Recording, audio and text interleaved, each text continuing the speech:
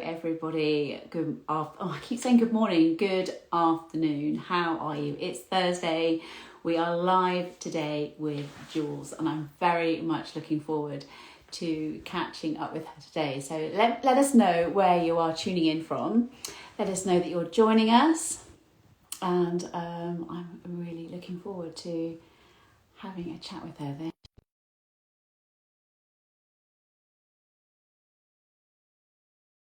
Let's see if she is able to join us. I'm really keeping my fingers crossed. This is always a really nerve-wracking moment, isn't it? Is she there? There she is. Hello. Hello.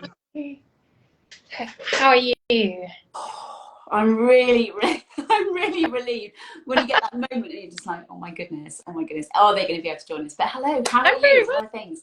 well. I'm very well. I'm battling with a grey day. It's so depressing. February is such a depressing month, but you know, trying to see. There's a lot of daffodils around where we are, so that's like okay, we're on the up. It's good. Absolutely. Spring really isn't that far away, although I'm not going to go into a whole weather forecast, but I know that, around the country you've either got snow, there's a big divide, you've either got lots and lots of snow or you've got lots and lots of rain. So hopefully we'll be able to bring a little bit of cheer to Exactly. That's what we're meant to do as well. So that's great. Absolutely. So it's really good to get you on the live. Thank you so much for joining me. Pleasure. You're my second guest, so this is great. Privilege. This is brilliant. So Jules, we've got from chatting to you last week, I didn't realise just how much we had in common, and I also didn't realise I've practically been driving past your house probably every 2 or 3 months for the last decade, probably. Yeah. So it's really bizarre. It's quite mad, isn't it? I know. The world is so small. I know. So it's a really small world, and we've connected on here, which is brilliant. I love this. I love the squares for that. But if you're joining us live today, let us know, anybody that's joining us live, let us know where you're from and give us a little wave so we know that you're there, which is brilliant. And there is, just to remind everyone, there is like a little question box so that if anyone has any questions they want to ask you or me, then they can put that in there. But I do have been inundated with questions. So first of all, can we find out a little bit more about you and Lovestruck? How did your brand come about? Give us a little backstory about.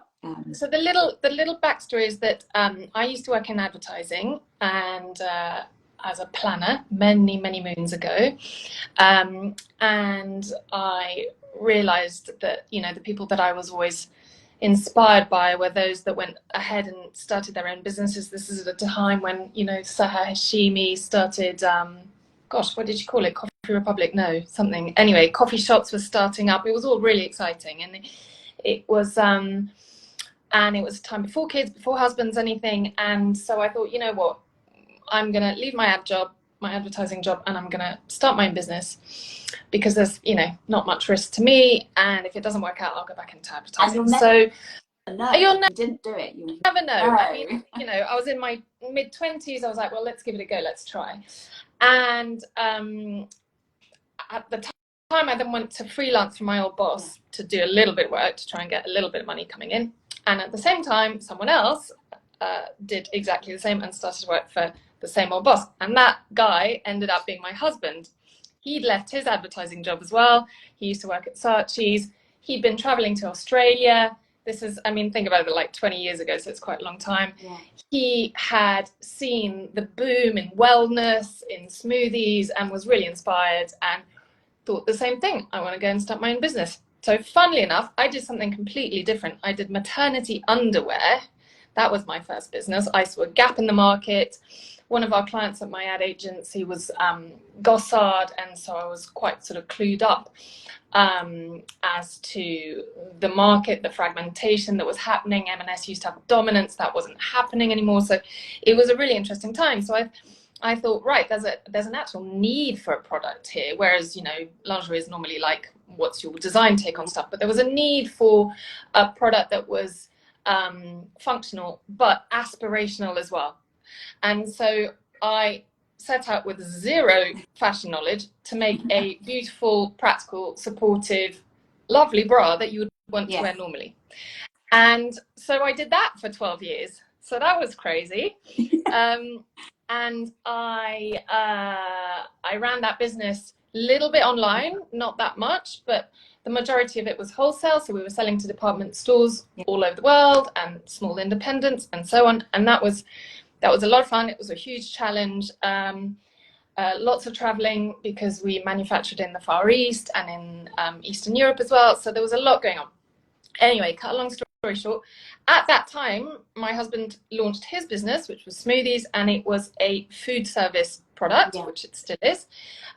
So little bags of frozen fruit that he supplied to cafes, bars, restaurants, gyms, hotels, anyone that wanted to make a smoothie fresh, but didn't want their staff to be messing about with kale or bananas or God knows what and making all these, going off piste and taking loads of time, would have the little bags of frozen fruit. And that has done, incredibly well. Last year we sold in the UK, I think something like 12, 14 million smoothies, so a lot of smoothies are being made and sold. However, like a lot of businesses, the pandemic hit, lockdown hit, and bars, cafes, gyms, restaurants all shut.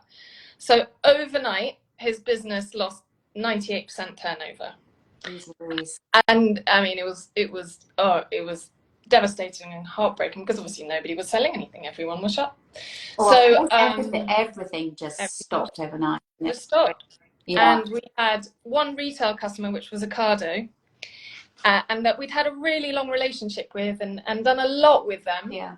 And they sent us an email saying, really sorry, we're going to delist you because we've got to concentrate on core food lines because we're overwhelmed with demand. We're going to, no, don't do that. Anyway, the MD at the time wrote a very sort of teary email back. And so hard for everybody, wasn't it? Whether you're big or small business or young family, or it was just, we just didn't know which way was up, did we? Just did not know. So everyone went on furlough. It was brutal. But one of the sort of upsides was that we'd always been thinking that we wanted to do a home delivery service. And that was always part of the plan, because, well, it's really nice to have that direct relationship with a customer, because often Richard sells to a wholesaler who sells to a distributor who sells to a catering manager, so he never gets to chat to the person actually drinking the smoothie. So it was brilliant, and the idea was to have that direct relationship with the customer. So,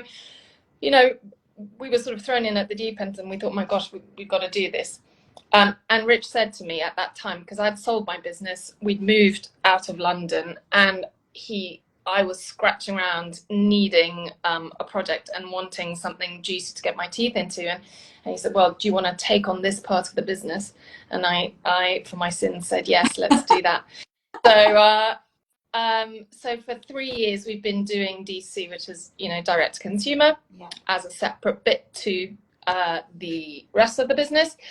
And we're growing and we're learning, and it's a fascinating thing to do. Selling online, e-com is mad and complicated and ever shifting, constantly changing the landscape. But yeah, so that's me. I sell smoothies now. It's just brilliant. And then what I love about this concept is the fact that, I love smoothies, I love soups, I love the whole, healthy eating, well-being, all of that. It's brilliant. My God, it's time consuming, right? And it's messy. and it's sort of, you always end up, listen, we try and eat fresh veg, fresh fruit as much as possible, but I have always got manky little bits of something. The celery is all limp. The spinach has gone like, wet in the bag. Bottom of the bag. But the fact that you have taken that kind of, it's not a headache, but you've taken that whole, I really must, I really ought to, I've got food that I know I bought for a smoothie and I haven't quite got there yet. You've taken all of that away and you've done all the preparation. God, it's a no-brainer. It's like, I was looking at your website just going, this is just magical. It's just genius. And so Lovestruck, kind of for the consumer, was born thank you to the pandemic, I guess. Exactly. That's the upside, and the customers that do find us are so loyal. They're amazing. Of course. And they get it and they love it. And, you know, I'm not going to wang on about the benefits, but I see it, you know, and so if we see it, it's obviously a no-brainer. When the other thing about smoothies as well is you kind of, if you're making them from scratch and you're making them yourself, you kind of always end up having the same type of smoothie, same flavor, same, you know, it'll have a bit of banana in it, it'll have a bit of celery, maybe might have a bit of spinach, might have a bit of something, maybe you chuck in some protein powder or something, but it's sort of always a bit the same thing. Whereas part of what we're trying to do is offer, you know, an amazing range of flavors and something fresh and different each time to keep the kids interested, to keep adherence for us when we're trying to be healthy, you know, and that's a big part of it, because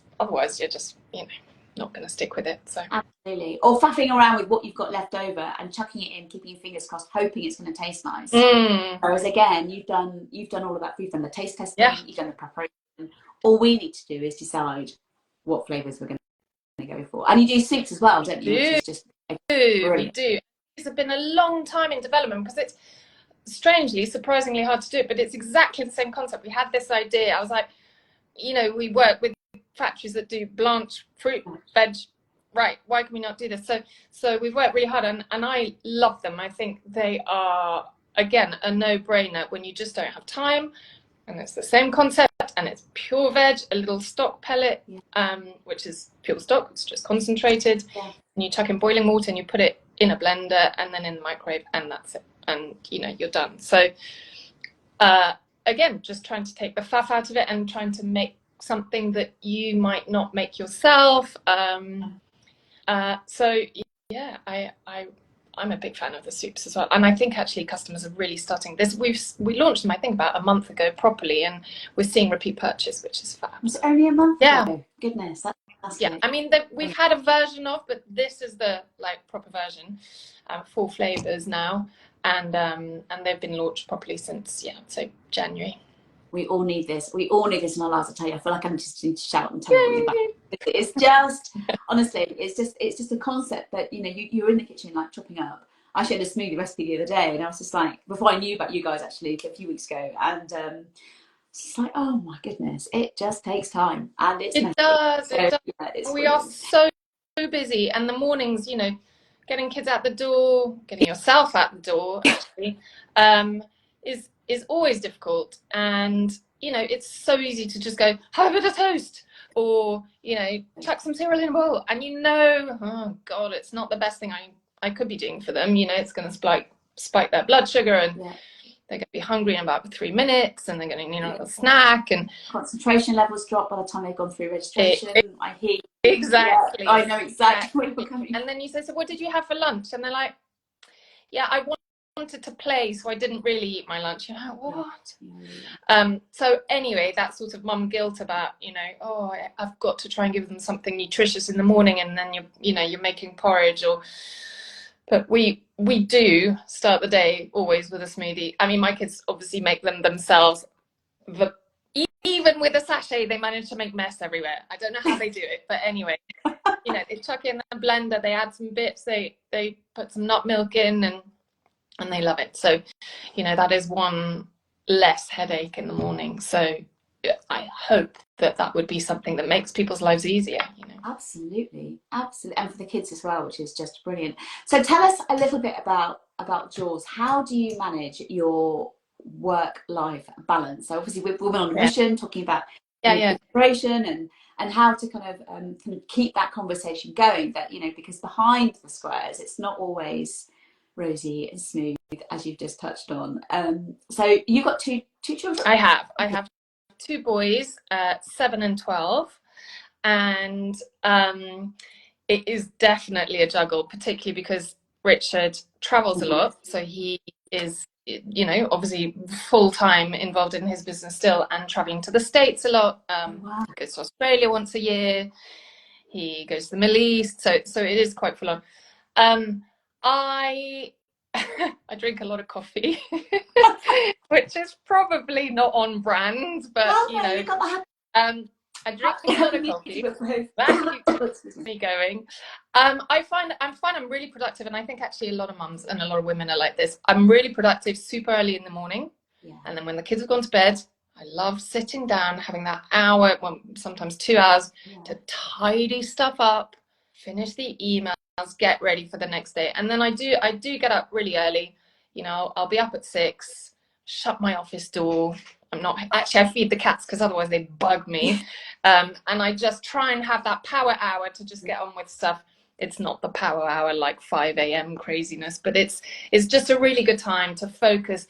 And then by the time I'm, you know, feeding the kids, getting everyone ready for the school run, I feel a bit of control. I don't feel like I'm going to be reactive when I come back. I do. Sorry, because you've just been on the receiving end of this. I turn my phone off when I'm trying to do proper work. That's good though. I mean, I'm all about power of an hour, and I talk about them regularly. And that's the whole thing is you know, decide how long you've got, and whether it's 15 minutes, 10 minutes, but no longer than an hour. Turn off all your distractions, and but before you do any of that, it's like, okay, what do I want to achieve in this hour? Is this hour purely for me to have a bit of downtime and a bit of time just for me? Or is it time that I can go, right, okay, I've got 3 minutes whilst the kettle boils, I'm going to do X, Y, and Z. And if you're, well, we all know how easy it is just to scroll and think we're being productive or think we're being busy, but actually we're not at all. But I am with you for that first thing in the morning. Right, no one needs you. No one can interrupt you, because hopefully they're all sleeping as well. And that whole kind of, done it, I've got through. I'm quite email happy at that time of the morning, or list happy. I love a list. To kind of, right, I just need to clear my brain of what I need to achieve today or tomorrow, or who is it I need to contact. And if I can do that first thing in the morning, when when no one else needs me. So apologies to all those people that get emails and they're like, what time is it? But it's like, no, that's my quiet time. It's fine. I'm not expecting you to respond. Or my workout time. I'm just, you know, sending it out there. Exactly. Exactly. So that's really good.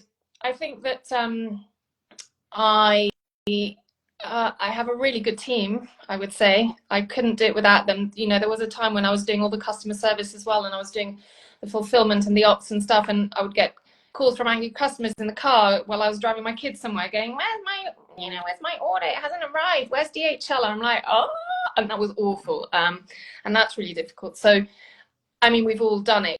When you're in the trenches and you're starting a small business, you have to have all your hats on and do everything at the same time, but it's really difficult. So I'm super lucky that back at head office, which is in Guildford, I have an amazing team that do customer service and that do the ops and that do some of the finance as well. And so they are invaluable, and that allows me to concentrate on the important stuff. So, you know, the sooner that you can spend your time doing the stuff that matters, not that customer service doesn't matter, that's a hugely important part of it, but it's not like going to move the business forward. So as soon as you can outsource that in some way, better. Definitely.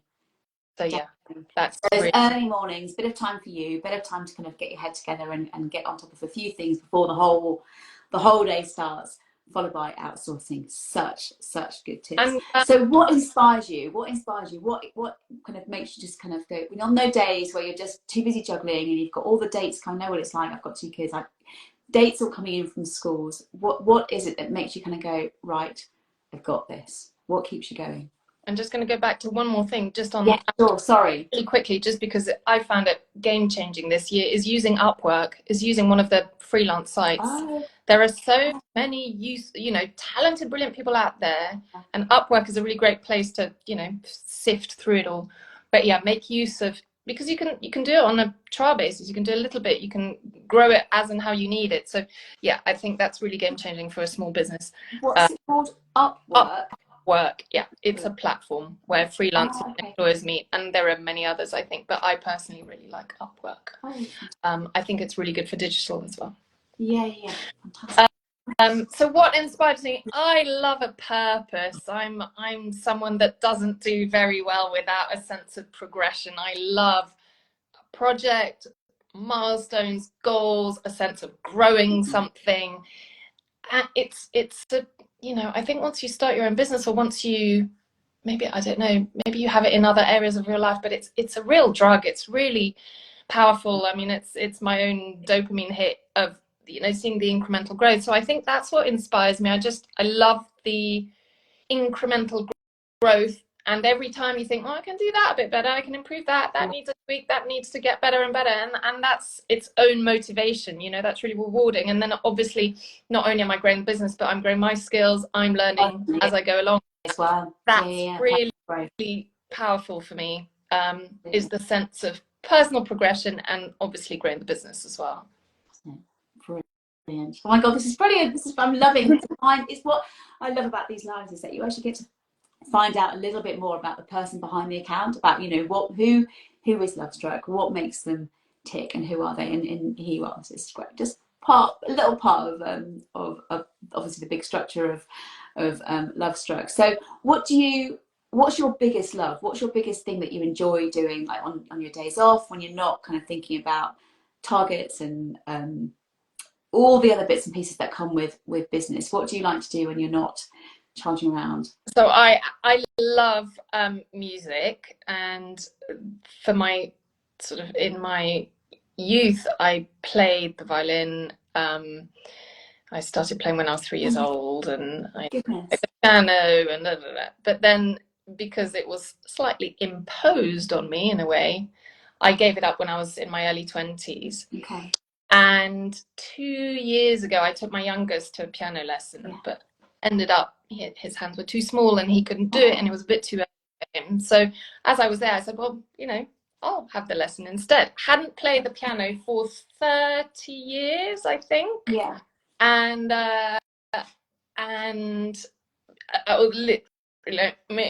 couldn't even play Twinkle Twinkle Little Star. Yeah. And now I've been playing for 2 years, and I absolutely love it. It's coming back. You know, I've got to a certain standard, and it's such a brilliant disconnection from everything else, because you have to concentrate so hard, and you have to be totally in the moment. I mean, I was laughing with my teacher the other day, because I was having a bit of toast and trying to play the piano, but I couldn't chew and play. Like that was too much. So you cannot think about your emails. You cannot think about which, you know, headache you're trying to tackle. It is a purely immersive experience, and I absolutely love it. I'm always tinkering. The kids are going, oh, stop practicing that piece, it's really annoying. And so learn some stuff that they really enjoy listening to as well, like the hip hop, you know, the hip trendy stuff that they enjoy listening to as well. Exactly. So that's definitely a passion. And then I do like running as well, although I mean, I say running, it's a slow shuffle. Slow shuffling's good. Very slow shuffle. But that, in a way, is the opposite of the piano. It's time for me to think about stuff. So that's a very different sort of high. It's more of a, oh, I just want to mull on that problem, and I'm just going to take myself away from all the distractions and plod about and really noodle on something. So I love that as well. Running, I think, is so, whether it's a slow shuffle, a walk, or whether it's, you know, you're tracking off on a, you know, some kind of speedy marathon or whatever, I think it's brilliant for really clearing your mind, especially if you've got something on your mind, or you're kind of bogged down with, I've got to make this decision, I'm not sure which direction to go. You know, quite often you can kind of tie up the laces, head out the door. It's free, which is brilliant. And quite often you can come back just going, oh, not only do I feel better for that, my mind is clearer. Yeah. And, you know, not only that, I've come up with a decision, or I've managed to somehow figure out how I'm going to tackle that problem. Things sort of percolate, pop up, and oh, okay, I didn't think about that. You know, so it's a great time for that. Definitely. And do you listen to anything whilst you're running, or do you? No, again, like I just can't do it. Like information overload. No, so total silence, which makes, and in a way, you know, sometimes it's really boring, but that in itself is a good discipline of being bored for 20 minutes or half an hour. I find that quite good too. Yeah. Yes, exactly. My husband runs as well, and he's like, how can you not have music on? He likes like all the noise, you know. He's the total opposite. He'd have a podcast and some music, and maybe someone beside him, and I'm like, No. Have you come across the Run Pot podcast of Jenni Falconer? No. Oh, it's so good. Oh, It's a okay. different. Check her out. It's brilliant. Right. She's Yeah. a different guest on each week, and you can plug it in. Off you go. Before you know it, you've done the loop around the block or whatever. And I love it for distraction. I love it for the conversation and for the inspiration, and I love it for the like I say, the distraction as well. But yeah, Run Pod, really, really good. Brilliant. Top tip. Yes. Amazing. And so tell me about the Great Taste Awards. I think in a way we sort of referred to it earlier a little bit, where you know, if you make your smoothies, you tend to be green and gungy and a bit sort of samey. But one of the things that my husband was really keen on was developing this range of flavors, and so he worked with actually two Michelin-starred chefs right at the beginning of the, and who had worked at the Fat Duck in Bray, and they developed our range of flavors. And then when we launch new flavors, we get chefs in, development chefs, and so that we really make sure that the thing tastes totally delicious. And that is reflected in the fact that we have a lot of great taste awards, and that's huge, huge endorsements. Really? They're really stringent, and it makes a difference, because we're not just selling something healthy or 5 a day or whatever. We're trying to get people, as the name suggests, to feel love struck by this experience, to be like, I mean, classic. Rich's parents are quite traditional, and so I don't think they had one of his smoothies for about 10 years or something. And we're like, oh, come on, then I'll have one, Yeah. And his mum took a sip and went, ooh, that is delicious. Nice. And we're like, yeah. So, but that's the we want that moment of having a little sip and go, oh, that's amazing. I love that. So yeah, that's what we try and do. And endorsed, and working with the guys at the Fat Duck as well is just incredible. Absolutely incredible. So yeah, well done. Amazing. One little idea from all those ideas out there, and then of course you've made it work. And even though there are twists and turns in the road, because we all think or hope that success is going to be a little smooth journey, but actually we all know that it really isn't. But the fact that you've managed to kind of keep going throughout everything that's been thrown at you with the pandemic and the weather and everything else as well is I think running a business is really unique in that if you're in a corporate job or most jobs, what you put in generally is what you get out. You may have some dodgy bosses or forces beyond your control, but effort equals reward, more or less. Whereas when you're running a business, that is not the equation anymore. There are so many factors outside of your control. You probably can control about 30% of your success.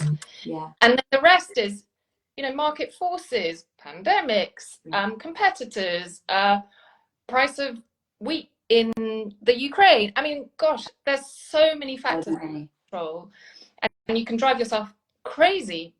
Thinking, but I'm working all these hours, I'm trying my absolute best, why is it not happening? So it is such a, it is not a linear journey, and you have to kind of let go of that underlying assumption that you will be successful if you work. And in fact, it's quite a sort of common narrative. I don't like that narrative, which is anyone can do it.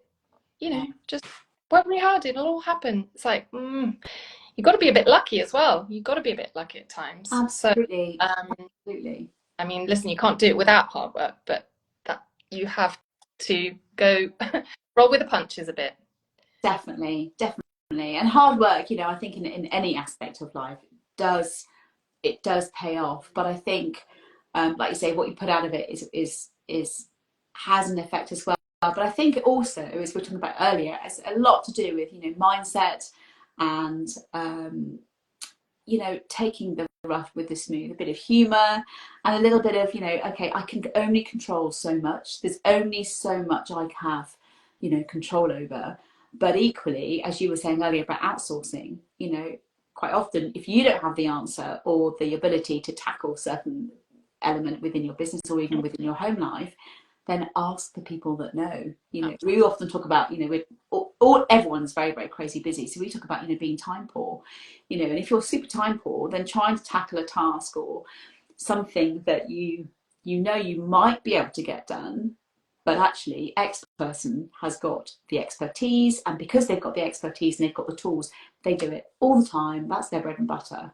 It's a no-brainer. But obviously, when you're stuck in the mud, so to speak, and you're in amongst it, it's difficult to act, to think those things. So that's why things like running and getting outside in the fresh air have such benefits for that, because you can, oh yeah, hold on a minute, I now remember this person, where if you're kind of trying to battle away, exactly, it's not always so easy, is it? It's not so easy. So exactly. No, I'm a big believer in changing. Got a thumbs up for that, so that's good. Someone else is Oh yeah. Great. Yeah, brilliant. Oh, Jules, it's been so good to talk to you. I've learned so much more about you, and that's what it's all about. So thank you so much for joining us. Go on. It's really lovely. Who doesn't like talking about themselves? I mean, well, it really is. It's lovely. And find out so much more about not only your brand, but also what makes you tick, and the fact that you run without listening to anything. Hopefully, I've introduced you to a new podcast. Yeah, you might be I love it. If not your husband. Oh, a good podcast in the car. Actually, that's another top tip: is multitasking podcasts and school runs always. And there's some amazing D2C podcasts out there. Some great ones. So that's always inspiring too. What are you listening to at the moment? Do you have one you're listening to? So there's, I can't remember the name of it. It's something like it's with Fiona Fitzpatrick, and it's called something like Great Brand Awareness, but it's not. And I mean, it's really good. It's stories of retail brands in the food space generally, and how they've grown. So that's fantastic. And then there's a really good one, which again, I've forgotten the name of, that's on email marketing specifically, which I love. And then my sort of personal favorite is How to Fail with Elizabeth Day, which yes, very good. Yeah, she's really good. Brilliant. And again, like you say, it's just having these types of conversations, isn't it? And learning through conversation, or listening to other conversations on podcasts and things. So yeah, brilliant. And like you say, multitasking in the car. I'm in the car a lot, and it just makes it like a bit like with running, really. It kind of makes time go a little bit quicker. Yes, also, to learn and my kids are other experiences as well. It's brilliant. My 12-year-old is like, wow, this is quite interesting, and I'm never going to run my own business. That's his take on it. And then the other one is like, but quite enjoys it, and actually then ends up asking some quite sort of pertinent questions. Like, oh, okay, so maybe by osmosis we're sort of moving him into being entrepreneurial as well. We'll see. Future of Lovestruck. Yeah, exactly. We might need it. Brilliant. Well, listen, thank you so much for joining me. It's really good to obviously meet you face to face. I know we've chatted in the past, but it's really good to meet you face to face, and keep in touch with everything that's going on. And we'll look forward to speaking to you soon. Thanks so much, Claire. Thank you so much. If anyone has any questions that they want, I'll save this. If they want to, can continue the conversation in the comments, then please do. But I shall save it and make sure that everyone gets to see it. So thank you so much for your time. Thank you for joining me, and I look forward to catching up with you soon. Thanks. Thank you. Take care. Bye.